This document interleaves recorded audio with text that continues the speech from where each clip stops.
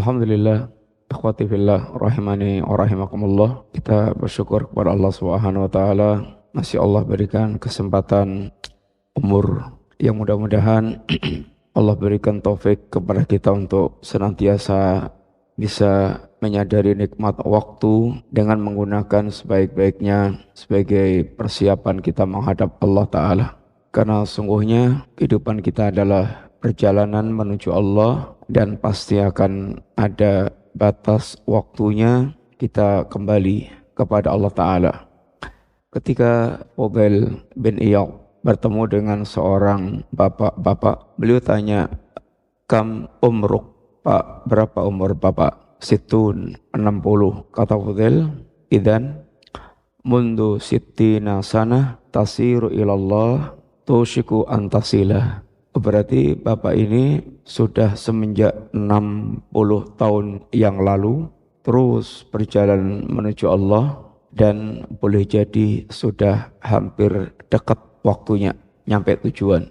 Kata si Bapak, "Inna lillahi wa inna ilaihi raji'un." Kata Fudail, "Ta'rif tafsiraha?" Bapak tahu enggak apa tafsirnya kalimat inna lillahi wa inna ilaihi raji'un? "Ya, kami milik Allah dan akan kembali kepada Allah." Kata Fudail, "Pak, kalau Bapak tahu Bapak milik Allah dan pasti kembali kepada Allah, pasti nanti akan ditanya oleh Allah. Dan kalau Bapak tahu nanti akan ditanya oleh Allah, apa yang sudah Anda persiapkan untuk menjawab pertanyaan-pertanyaan Allah?" Kata si Bapak, "Wa mal khilah." Terus gimana? "Yasirah, gampang Pak. Tuhsin ma baqiya ghafarallahu ma baqiya wa ma madha." Kalau Bapak berbuat baik di sisa umur ini, silahkan Bapak berbuat baik di sisa umur ini, Allah akan ampunkan ma madha wa ma baqiya. Allah akan ampunkan apa yang lalu dan apa yang tersisa dari umur ini. Wa illa ukhitta ma madha wa ma baqiya. Tapi kalau enggak, niscaya Bapak akan diadab, disiksa oleh Allah dosa masa lalu dan yang tersisa dari umur ini. Sehingga hakikat kehidupan kita adalah perjalanan menghadap Allah Subhanahu wa taala, apa yang telah kita persiapkan untuk menghadap Allah taala. Ikhwati billah, target yang Allah inginkan dari tarbiyah Ramadan adalah la'allakum tattaqun, agar kita semuanya menjadi hamba-hamba Allah yang bertakwa. Ketika Allah menggambarkan tentang sosok pribadi seorang yang bertakwa kepada Allah Ta'ala, diantaranya Allah gambarkan dengan ungkapan, "Alam tara kaifa daraballahu mathalan kalimatan thayyibatan kasyajaratin thayyibah asluha thabitun wa far'uha fis sama tu'ti ukulaha kulla hinin bi'idni rabbiha."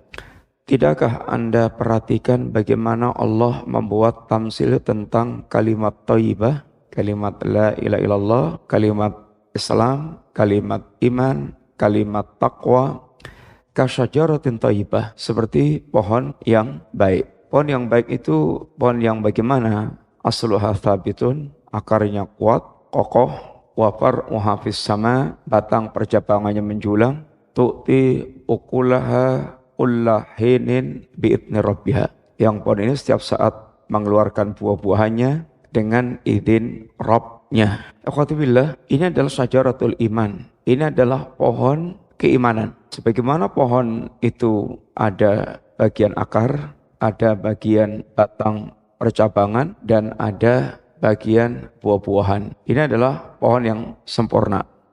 Dan ini adalah tamsil yang Allah berikan kepada kaum mukminin, tamsil seorang mukmin yang bertakwa kepada Allah Ta'ala, sosok yang mencerminkan seperti pohon tersebut.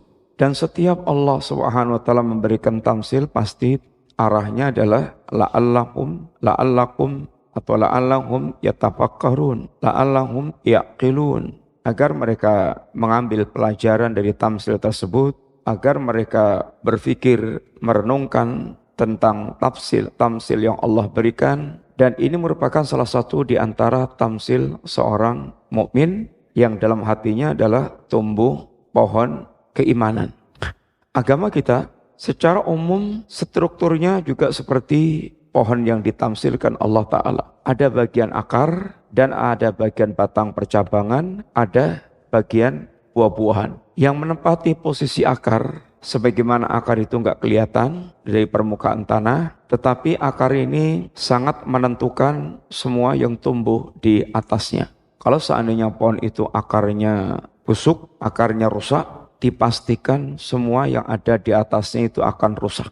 Itu pasti. Tetapi seandainya pohon itu patah ranting-rantingnya, bahkan yang patah itu bukan sekedar rantingnya, ceklek sak batangnya sekalipun, tapi akarnya masih utuh, maka pohon itu potensi untuk kembali tumbuh dan masih belum dikatakan pohon yang mati. Agama kita secara umum juga seperti itu.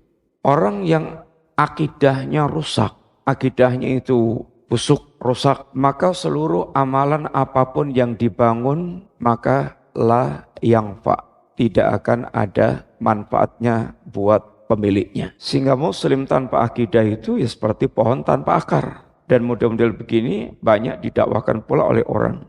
Kata orang, yang penting dadi wong kuwi apik, ora usah neko-neko, gak usah pakai pikir agama-agama segala, agama kabeh padha wae. Yang penting dadi wong apik.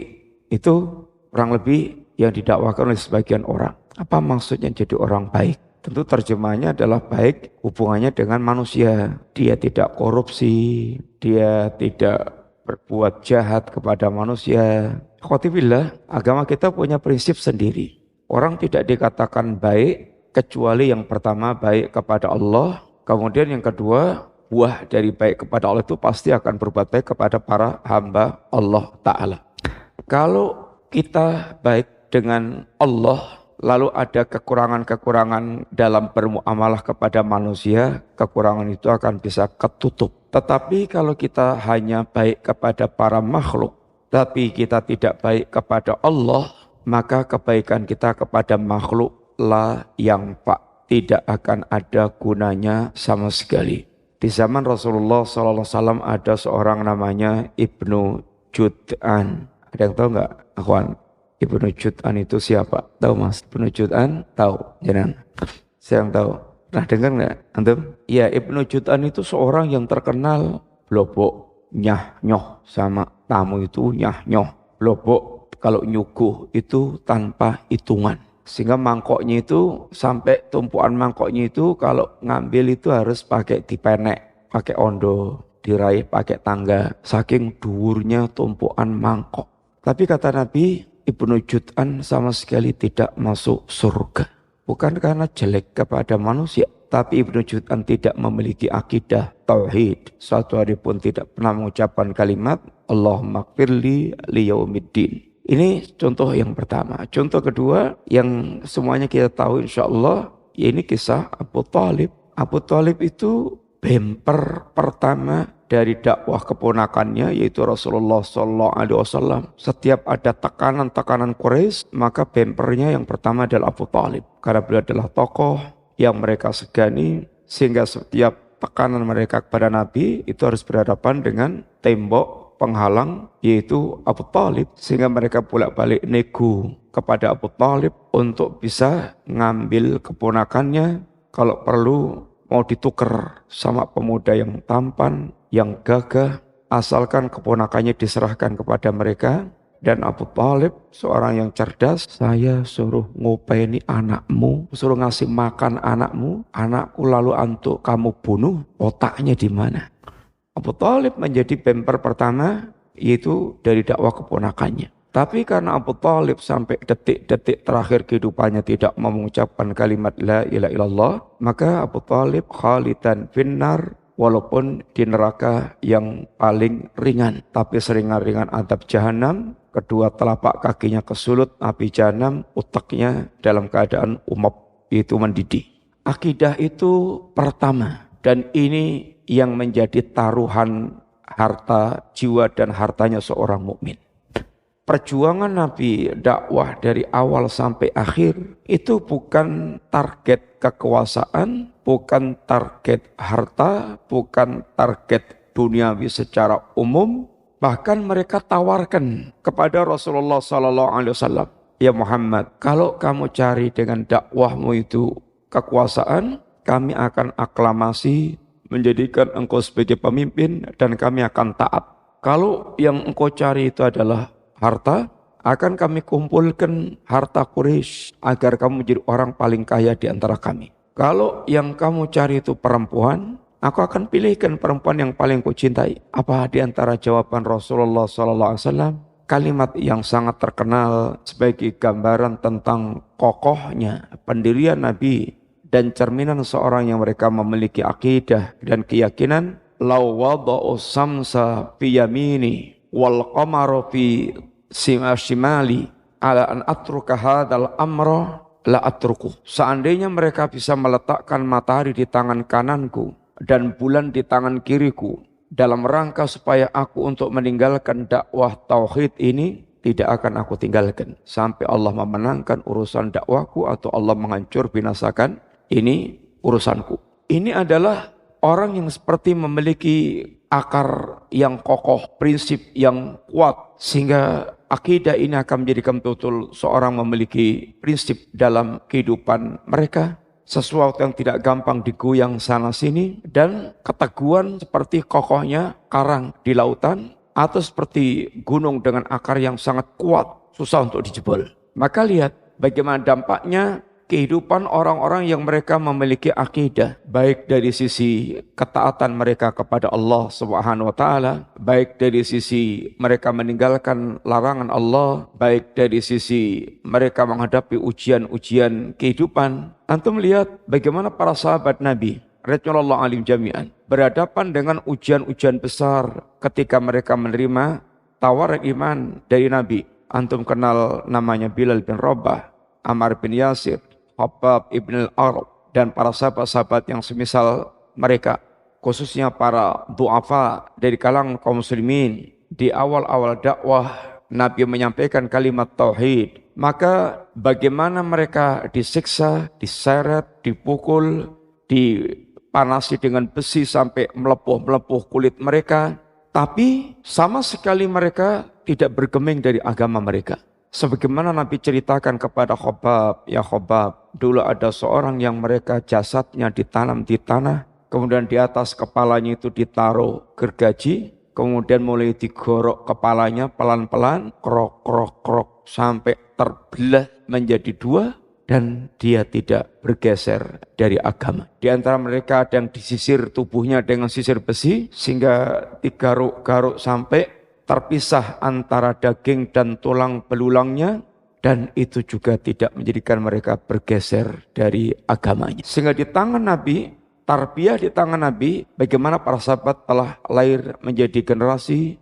yang super kokoh dalam memiliki prinsip-prinsip kehidupan. Demikian juga kisah hijrahnya para sahabat Nabi, bagaimana mereka pertaruhkan nyawa dan harta mereka.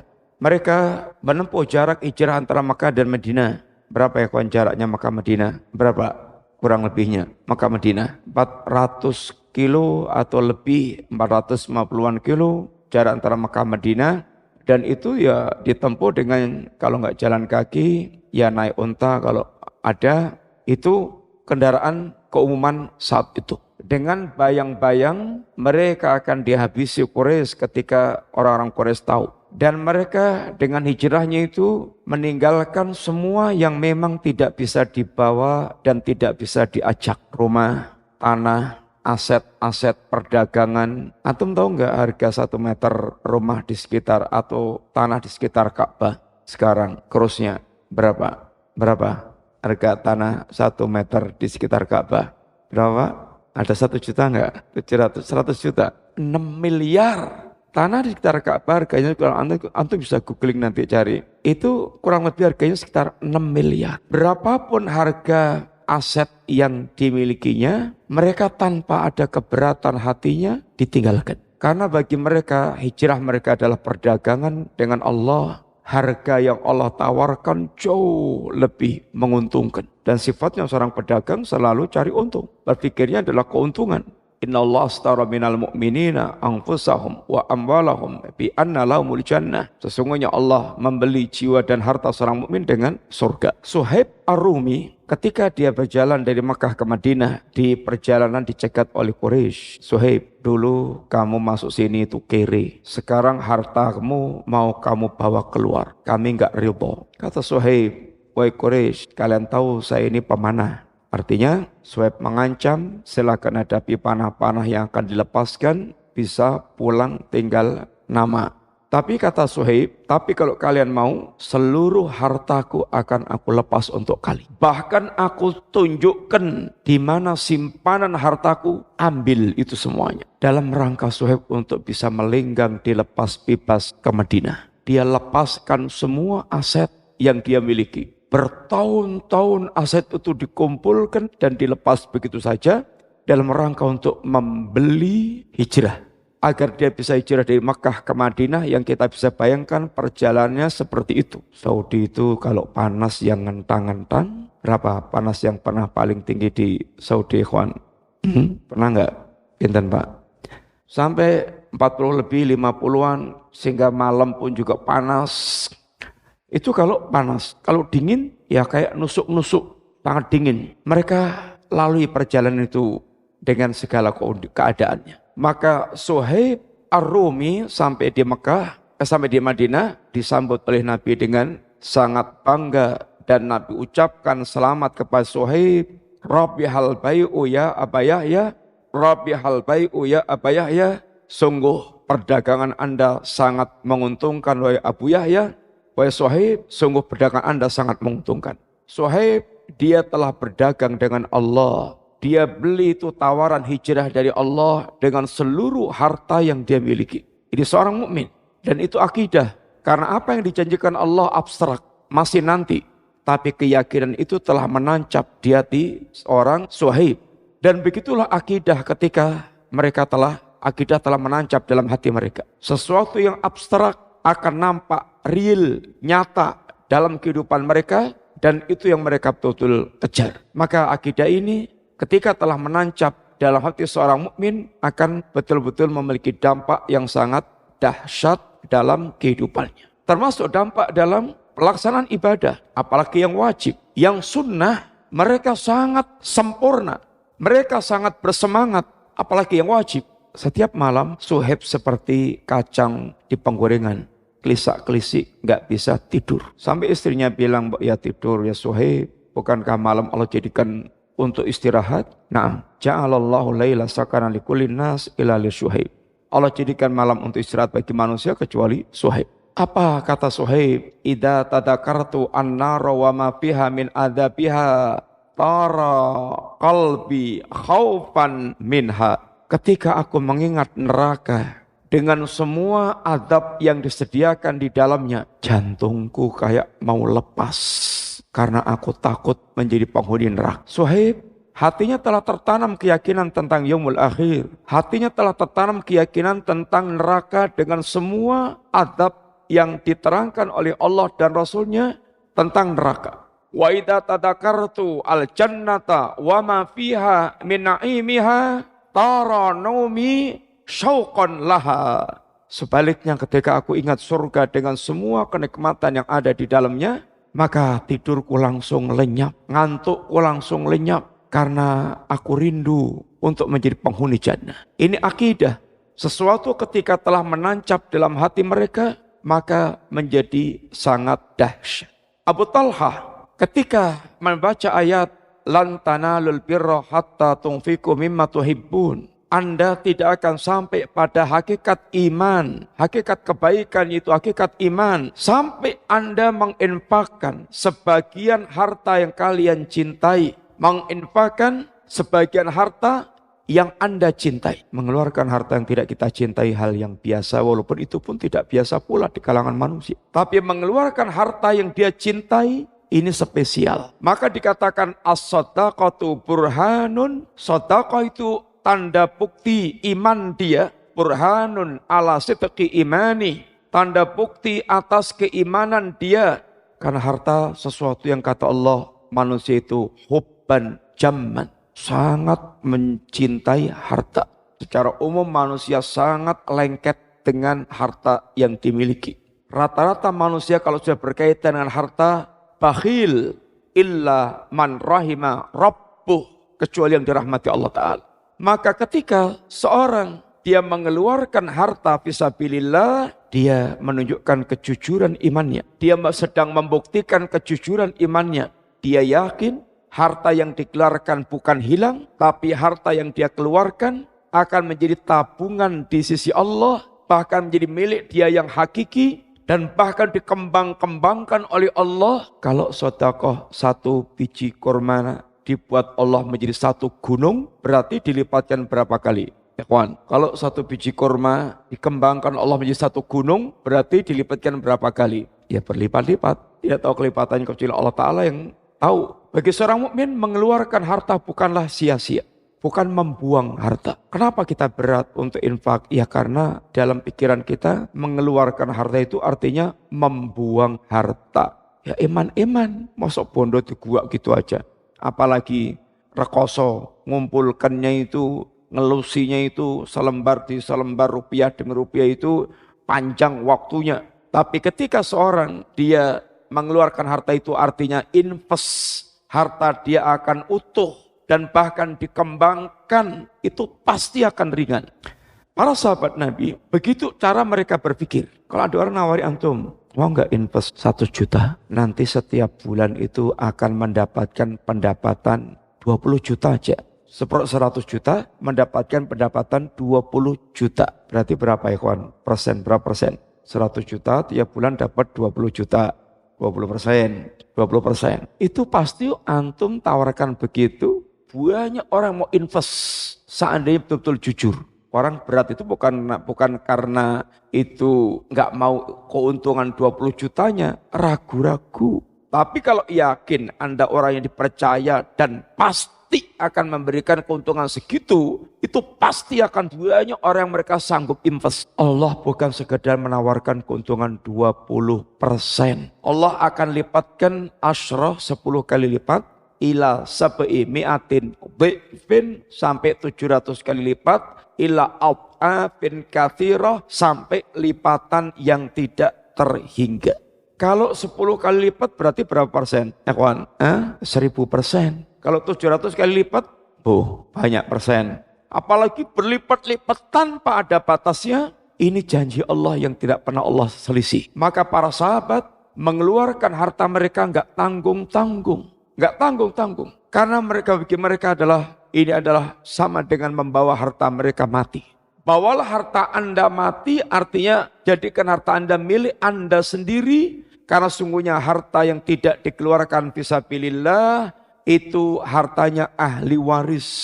Hartanya ahli waris. Maka kata Nabi, siapa yang hartanya ahli waris lebih dia cintai dibandingkan? Siapa hartanya orang lain yang lebih dia sukai dibandingkan harta dia sendiri? Ya enggak adalah Rasulullah. Pasti orang lebih menyukai hartanya sendiri daripada hartanya orang lain. Nabi terangkan, harta yang tidak dia keluarkan fisabilillah itu adalah hartanya orang lain. Karena hanya akan ditinggal melangkrak milik ahli waris. Maka lihat, para sahabat mereka telah juara dalam hal seperti ini. Ini akidah. Dan ketika mereka kehilangan kesempatan untuk berbuat baik, itu nyesel. Nyesel. Sebagaimana penyesalannya pedagang dunia yang keuntungan di depan mata, kemudian merucut. Merucut. Tahu merucut nggak? Merucut lepas gitu aja. Tinggal ngemplok, itu lepas. Itu gelonya itu sangat mendalam. Sangat mendalam. Lain dengan tidak tahu tentang keuntungannya. Tahu keuntungannya, tinggal nyaplok, tinggal nyaruk, kok kemudian sampai lepas. Itu gelonya sebetul nandes. Seperti laki-laki sudah dapat perempuan, tinggal pakai, kok lepas. Itu gelonya sampai bisa ngengleng. Tahu ngengleng enggak? Ngengleng tahu? Enggak tahu? Tahu Ustaz? Ngengleng itu apa? Apa Pak? Bahasa Indonesianya apa ngengleng itu? Ya kayak orang gila. Teler. Ngengleng bukan teler. Ngengleng itu pokoknya karena saking cintanya mendalam banget, kemudian nggak dapat, ngengleng kayak orang edan. Kayak orang gila, kayak orang edan. Antum pernah baca kisahnya Ibnul Qayyim yang matinya itu mengucapkan kalimat mana arah ke pemandian Punjab. Ada perempuan tanya ke arah pemandian Punjab, oleh laki-laki ini ditunjukkan tapi arahnya ke rumah dia. Begitu sampai di rumah dia, perempuan itu seakan-akan ingin menyenangkan laki-laki ini dengan minta sesuatu untuk dicarikan buah-buahan atau carikan apa yang dia inginkan. Laki-laki keluar mencarikan, rumah enggak dikunci, begitu pulang perempuan sudah hilang. Itu ngulei nganti ngengleng, nyarinya sampai ngengleng, sampai mati ngenes. Dan kalimat terakhir yang diucapkan itu kalimat yaitu wanita mana arah ke pemandian. Sehingga itu sampai betul nandes. Ikhwatibillah, gelonya seorang mukmin ketika dia kehilangan amal yang memberikan keuntungan itu betul membuat sedih. Datang seorang miskin kepada Nabi, ya Rasulullah, carikan untuk kami kendaraan yang bisa mengantarkan ke medan jihad. Nabi carikan. Dan kemudian kata Nabi, la ajitu ma ahmilukum ali. Aku tidak mendapatkan kendaraan yang bisa mengangkut Anda ke medan jihad. Apa yang terjadi pada orang itu? Tawallau wa a'yunuhum tafidhu minad dam'i hasanan Allah ma yajidu. Allah yajidu ma yunfiku. Mereka pulang dalam keadaan sedih, hasanan, air mata mereka berurai, mereka menangis dalam keadaan sedih, tidak mendapatkan yang bisa membuat mereka mengangkut ke medan jihad. Bagi mereka surga di depan mata lepas, karena jihad bayangan mereka akan jalan cepat untuk mengantarkan mereka ke surga, lepas. Maka bagaimana sedihnya hati mereka berkaitan dengan kehilangan kesempatan melakukan itu. Dan begitulah dengan semua amalan yang mereka miliki berkaitan dengan amal-amal yang memberikan keuntungan di kampung akhirat. Alhamdulillah, maka kenapa dakwah yang pertama kali Nabi lakukan adalah mengenalkan tentang Allah, mengenalkan tentang kampung akhirat. Karena itu perkara-perkara yang mesti nancep dalam hati mereka sebelum dibebani dengan beban perintah zakat, perintah jihad, perintah haji, larangan riba, larangan khamr. Seandainya perintah dan larangan itu datang duluan sebelum tertanamnya akidah, kata Aisyah, pasti mereka tidak akan mau. Berat dan pasti mereka akan yaitu meninggalkannya. Tapi ketika akidah itu telah menancap dalam hati mereka, semua perintah dan larangan yang datang, yang rata-rata turun di Madinah itu, mereka sangat menakjubkan, menyambut apa yang diserukan oleh Allah Subhanahu wa ta'ala.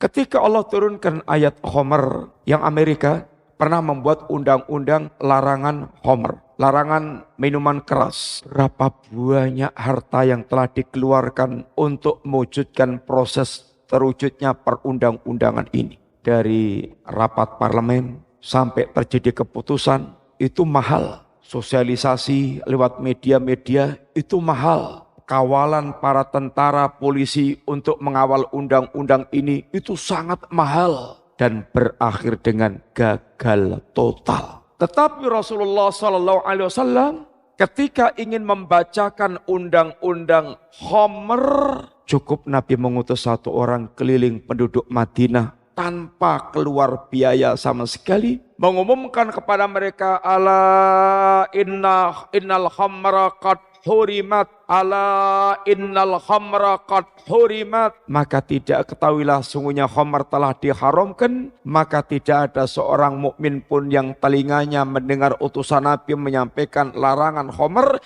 kecuali mereka tinggalkan semua, bahkan khamr-khamr yang mereka stok di rumah, mereka buang, mereka keluarkan, mereka buang. Bahkan digambarkan gang-gang Madinah kayak banjir khamr. Sehingga ketika Allah katakan fahal antum muntahun, tidakkah kalian berhenti dari itu semuanya? Intahaina ya Rab, intahaina ya Rab, kami berhenti ya Rab, kami berhenti ya Rab. Itu adalah sambutan orang yang mereka memiliki akidah. Alhamdulillah, sehingga akidah ini akan menumbuhkan amal. Itulah batang percabangan yang naik kepada Allah Ta'ala. Dan akidah ini akan membuahkan buah-buah yang indah.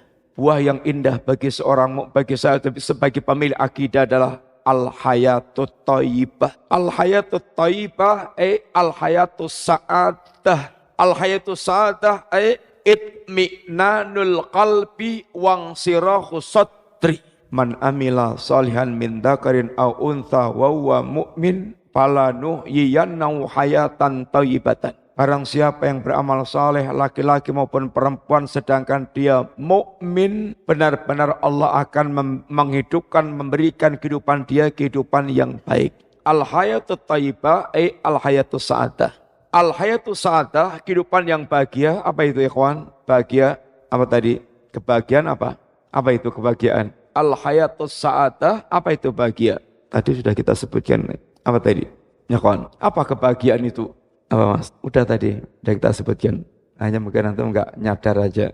Apa kebahagiaan tadi?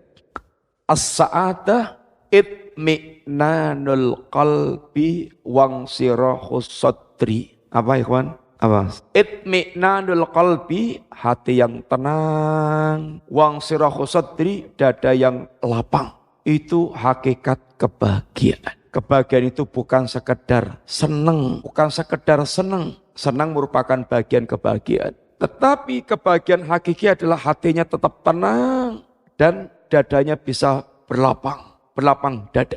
Itu bahagia. Ini tidak akan diperoleh secara hakiki kecuali oleh orang yang mereka betul hatinya memiliki keimanan kepada Allah Subhanahu wa taala. Gimana ceritanya? Orang rumahnya ambruk, jabatannya dipecat, WT hilang, terus untuk bisa tetap hatinya tenang dan lapang gimana caranya? Gimana ya kawan? Dapat musibah beruntun, tapi untuk bisa tetap hatinya tenang dan lapang itu caranya gimana? Gimana? Bersabar. Gimana? Iya bersabar. Lah sabar itu tumbuh dari mana? Sabarnya tumbuh dari apa? Iman. Maka tidak mungkin bisa betul-betul memiliki hakikat kebahagiaan kecuali orang yang mereka itu beriman. Beriman. Seorang mukmin yang siap betul memiliki sanggup untuk memiliki kebahagiaan yang hakiki. Orang kalau kena musibah beruntun dan dia tetap bisa memiliki hati yang tenang dan hati yang tenang dan dada yang lapang itu gimana caranya? Yang nggak ada lain kecuali menjadi sosok seorang mukmin. Kenapa mukmin itu dia bisa bersabar bahkan berbahagia dengan musibah yang dia miliki? Orang berhadapan dengan musibah itu ada empat tingkatan. Ada 4 tingkatan. Ada yang tahu nggak kira-kira apa itu 4 tingkatan itu? 1, nggak bisa bersabar. Ngamuk, istrinya itu pengen ngamuk, dodone itu panas, sumpek, mengkap. Sehingga dia akan melampiaskan dengan perkataan, melampiaskan dengan perbuatan karena ketidaksabarannya. Maka termasuk antara gejolak kehidupan itu karena tidak sabar. Dan para ulama ketika menasihati kepada orang yang mereka nggak bisa bersabar dengan penguasa yang zalim. Di antara perkataan mereka, kalau keberadaan penguasa zalim itu merupakan adab dari Allah Ta'ala, maka yang harus dilakukan oleh orang yang mereka berhadapan dengan adab Allah, apa ya kawan? Yang harus dilakukan oleh orang yang mereka berhadapan dengan adab Allah apa? Inabah. Taubat, kembali kepada Allah, banyak-banyak beristighfar kepada Allah, bersimpuh kembali di hadapan Allah, meminta ampun kepada Allah agar Allah mengangkat azab yang ditimpakan oleh Allah Ta'ala. Kalau seandainya penguasa yang zalim itu adalah musibah, apa yang mesti kita miliki kawan? Kalau penguasa zalim itu adalah musibah, dengan musibah kita harus bagaimana? Bersabar. Itu pelajaran yang para ulama ajarkan kepada ini kaum muslimin. Sehingga bukan memberontak, bukan melampiaskan ketidaksabarannya, bukan menghunus pedangnya. Tetapi bagaimana dia kalau itu merupakan adab Allah, dia bersimpuh kembali kepada Allah. Karena Allah tidak menimpakan adabnya kecuali karena hasil perbuatan manusia. Dan kalau itu merupakan musibah, wajib baginya bersabar dengan musibah-musibah tersebut. Orang berhadapan dengan musibah, 1, nggak bisa bersabar. Sehingga dia melampiaskan dengan perkataannya atau dengan perbuatannya. Yang kedua, bisa bersabar, tapi masih merasakan pahitnya musibah. Yang ketiga, dia bisa ridho. Hatinya bisa mulai lapang dada menerima kenyataan takdir Allah Ta'ala. Dia ridho dengan Allah Ta'ala. Raditu billahi rabba. Termasuk ridho kepada Allah, ridho dengan takdirnya Allah Ta'ala. Yang keempat, puncaknya keimanan, dia bisa mensyukuri dengan musibah yang datang, bukan musibahnya, tapi yang dilihat lagi adalah pahala di balik musibah, sehingga dia bisa bersyukur dengan musibah yang menimpa dia tersebut. Karena bagi seorang muslim, di balik musibah itu adalah janji pahala yang besar. Baik itu pengguguran dosa maupun janji pahala yang berlipat-lipat. Innama yuwaffas sabiruna ajrahum bighairi hisabin. Sesungguhnya akan disempurnakan pahalanya orang yang bersabar itu tanpa batas.